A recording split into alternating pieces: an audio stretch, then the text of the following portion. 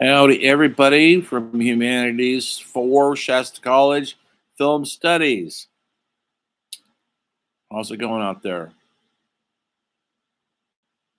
I know I'm a little behind on the grading. I've been ill for about 3 weeks now. I'm coming out of it. Don't worry, it's not COVID. Um, but hopefully my head will clear enough for me to be fair in your grading. There's always that hope. Anyway, we're winding down the class. Less than a month ago. Today we're into the late 90s. We went through Sundance. Maybe you saw my lecture. Maybe you watched a couple of those trailers. Hopefully you're keeping up on all that. Read the last chapter. Start at page. I just wrote it down. Where is it? It's page 447. Read it to the end, and it covers everything I'm doing right now. And it might help you write a paper. It's more information. Look at that documentary. It's the last episode in the documentary. I have the story film. I'll post that. That also covers this ground, and it's going to cover what I'm going to cover right now in brief. A movement that started in Denmark, of all places. Like music scenes start the 60s. They started in San Francisco. Seattle had grunge. New York had the Velvet Underground. Detroit had the Stooges, MC5. A lot of these places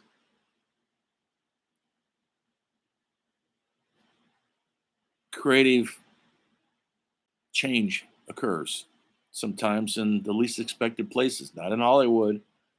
That the change is usually not going to occur there. They're going to play it safe for the most part. During the 90s, a revolution happened in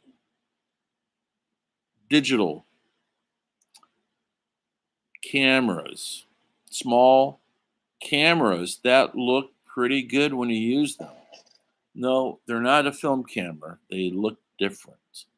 They have their own aesthetic, and they've gotten better. Most of our major motion pictures now and television are filmed on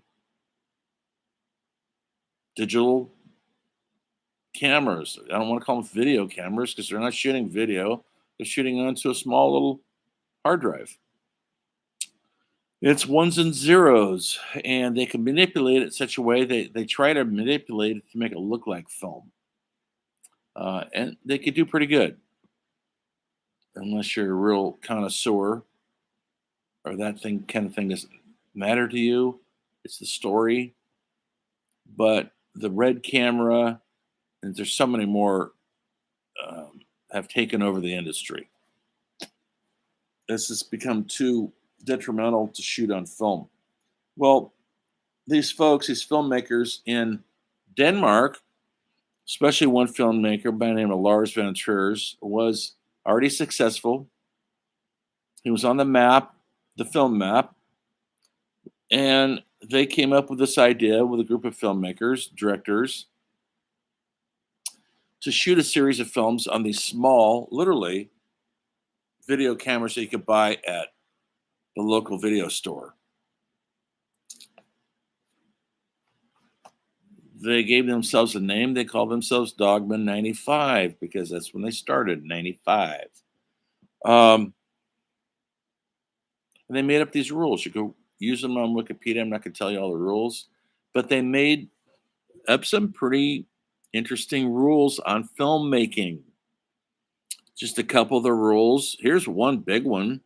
They felt that Hollywood had just gotten so bloated with movie stars and directing stars and budgets that were out of hand, and lifestyle was just getting out of hand. They wanted to rebel against that and go back to the basic storytelling, on a small scale.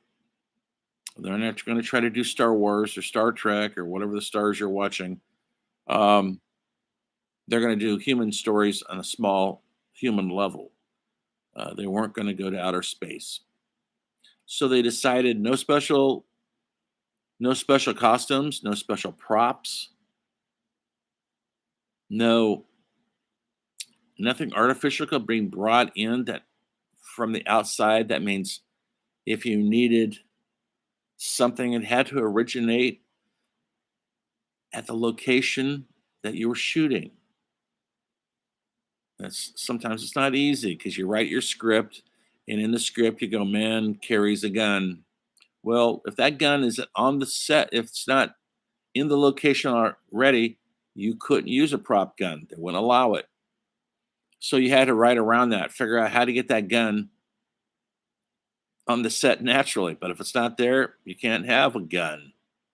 They're trying to get away from cheap melon, uh, hmm, cheap black and white cinema um, that was amplified, that isn't on a human level. And when you pull in guns and lightsabers and spaceships, all of a sudden you're in this other realm of fantasy. And they wanted to get rid of all that. Then you weren't allowed to have music. They thought music is too easy. Stick a good song on a film, and people go, "Oh, it's a good film." No, a lot of times you just like the music. You go, "It's got some good music," and it became too easy to edit your film to cool songs. They wanted to get rid of all that. Now, if they had music in the movie, it had to originate somehow at the location they were filming. And if it wasn't there, they couldn't use it. Now there was ways around this and they cheated. Believe me, they did. Um, Another one, this is a big one. It's probably the biggest one of all. One of the rules was the director doesn't get credit. Think about that, folks. No directed by Steve Spielberg. No directed by Quentin Tarantino. Kathy Bigelow. No direction credit. You think, well, what's going on there? Well, because if you notice, so many films start off with a film by Quentin Tarantino, a film by Kathy Bigelow. Well, folks, there's 150 people working on that movie. It's not a film by her. Yes, she was the director, or Spielberg directed it, but he's not schlepping the equipment, making the costumes, doing all the special effects. Literally, on a Steve Spielberg movie, hundreds and hundreds and hundreds of people are working on it. They all should be giving credit. So it's not a film by Steve Spielberg. It is a production led by Steve Spielberg, absolutely. Um, but they wanted to get rid of that credit because they felt the director was getting out of hand with his narcissism and his ego.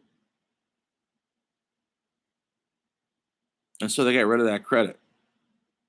But everybody knew who directed these movies because they couch it in other language. So they got this radical idea. I loved it. I bought their book. I wanted to make a Dogma film to go back to make humanistic stories without a bunch of hoopla or phony, uh, overhyped dramas or comedies. And so they made a series of film that got on the international level, and people were shocked when they saw them. Yes, they look like video. If you watch The Celebration, I love that film. I think it came out 2000 or 1999. As far as I know, it's the first feature-length film filmed on a tiny camera this big. They had $1 million budget, though. It wasn't a budgetary decision. They wanted to film on this new format. It made them more creative. And they couldn't use artificial lighting. That was another one of the rules. And so a lot of times they're in rooms that's kind of dark. It kind of looks like a real room, not a fake Hollywood room. And so the actors are great. It's a great story about a family getting together for their dad's 60th birthday. And the bombshell, one of the siblings, the dad owns a big hotel. Everybody's there to celebrate what a great man he was, is. Well, a couple of weeks before this happened, one of the siblings, there's like four kids, grown-up kids, and they're all in their 30s, commit suicide. Why? So there's a dark cloud hanging over it. Well, it turns out that dear daddy, this great guy, was molesting his children sexually. And the one son brings it out to the public. Yes, it's during a drunken toast where everybody's saying what a great guy this is. He gets up and says, "He's great. Daddy was great." And then daddy would get in the bathtub with me and daddy would start playing with my, you know what. And people are just shocked. Now he's drunk. Nobody believes it. Even the other siblings who it didn't happen to, they want to kill this guy because this dad is an icon of the community. Well, guess who we also sexually molested when she was a child is the girl who finally ended up killing herself. Once this knowledge is public, the other siblings finally learn to believe it and they abandoned the father. It's a tough movie to watch because of the reveal, as they call it, and it got on the national scene, hit all the major film festivals, made money, and so they were off and running. Lars von Trier came out with a wonderful film called Dancer in the Dark, starred the pop singer Bjork. She is a woman who's losing her eyesight. She works in a factory. It's a musical. Bjork wrote the music's wonderful. She wrote all the music. Now, how are they doing the musical when they're not supposed to have music? That's the trick he has to do. At one time, during some scenes, he was using 10 or 15 video cameras on automatic. He would place them everywhere. And so the actors are dancing, pantomiming to singing, and they're being filmed by these remote, tiny cameras everywhere. It's innovative, a brilliant film. Bjork won the Best Actress in Cannes Film Festival, and she's never made a film since because she said he tortured her like abuse. He's known for that sort of thing. I don't mean sexual abuse, I mean mental abuse and breaking down the actors, but a lot of big actors have worked for him. Nicole Kidman, um, Willem Dafoe, important actors want to work for him. He did a movie called Antichrist. I actually will throw this out there. I dare you to watch Antichrist. It is nothing like you've ever seen before. It is brutal and hard and brilliant. He did a film called Melancholia with Kirsten Dunst, another brilliant film set in the future. And she's great in it, but he said a bunch of idiotic things at Cannes Film Festival, how he likes Hitler, and he doesn't believe the Jews were killed and all this other stuff. And so people kind of ran away from it. So his reputation is kind of sullied that way. Um, but the films are brilliant. I don't know what he's shooting now. I haven't kept up with him. It seems like he's been under the radar lately. So this Dogma movement swept around the country. There were filmmakers here in America. Harmony Korine, if you know who that is, he did a Dogma film. Um, I think it's called Julian Docking Boy, which is a twisted, dark film. His other film, Gummo, might have been a Dogma film too. Seek these films out, folks. They are on the underbelly of America. Gummo is brilliant, showing what can I say? Trailer trash living in Kentucky to their fullest potential. It's hilariously brutal. When I say brutal, I'm not talking about guns and people getting shot through the head and stuff. I'm talking about emotional brutality, reality. And so you could apply for a certificate, a Dogma certificate, and put it on your film. You you'd have to send your film to these people. They had a panel in Denmark. My intentions was to do this. I never did it. And if it after they watch the film and they decide that yes, you fulfilled the Dogma rules, then you get a certificate called this film is an official Dogma 95 film. I wanted that on my credit. I never did get it because I never pursued it. But this is how powerful this movement was for filmmakers like myself and others who didn't have the money to go off and shoot with film, celluloid, which is extremely expensive. But we all could get video cameras. And now, what are we doing now, folks? We're filming on these. There's a wonderful film that you need to watch called Tangerine, all shot on an iPhone 5 or 6. I dare you to even tell the difference. The film is so good that you don't care what it looks like. It's filmed really well. I think they filmed it for $50,000, $60,000 in Hollywood with mostly unknown actors. And that was one of the first films, I think, if not the first film, to film on an iPhone 6 like this. He's gone on to do other films after this, but so the revolution's on and Dogma started it. When I was making films, we kind of looked down at people making videos. We didn't like the look of it. The aesthetic was cheap looking. But later on, that all changed when the technology got better and better and better. And the digital video could mimic film, and then also editing can mimic film. You could put on all sorts of filters, and most people wouldn't know the difference. And if you go to a movie, do you care what it's shot on? Does it bother you? Do you have any ideas? Or is it just how it is right now? Will you go see the new Batman, even though it's filmed on the digital camera? It's a big one now. All the equipment is big again and cumbersome.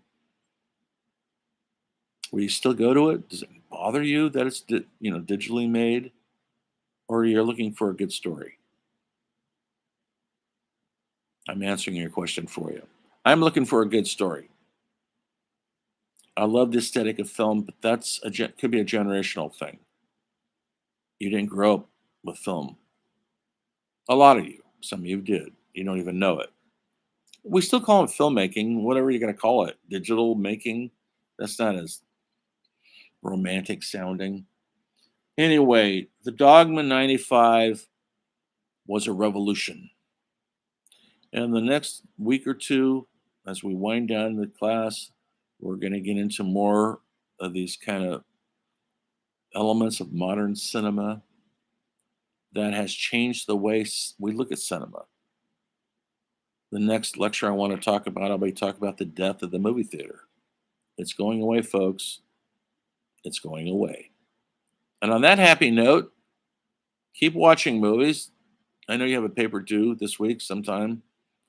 Keep it up. Keep going. Watch. I'll post a couple little Dogma documentary that you might enjoy, and read the last chapter in the book there. It will help clarify things. Check out the last segment of that documentary, Story of Film by Mark Cousins. It's on Canopy. It's on YouTube, but you might have to pay for it. I'm sorry about that. And I will see you next week when the Story of Film continues.